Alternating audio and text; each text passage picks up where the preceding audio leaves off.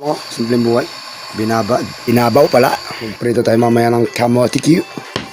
Quality. Grabe, may natira pa simpleng buhay. Inuuntik-untik ni kasimpleng nanay.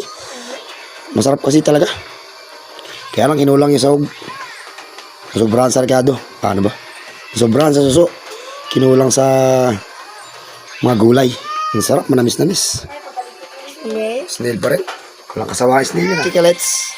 Busy-busy yung anak ko muli ito. Ito yung masarap, bangus. Partner ng talong. Toy. Luto na naman. Nag-request nga pala kasi pilibo yung ano. Yung mga bata na kamote rice or kamote cube.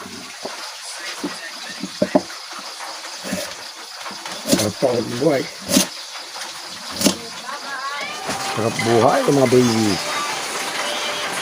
Ganda ng pagkain ng mga mother and father para sa babies. Walang pakialam.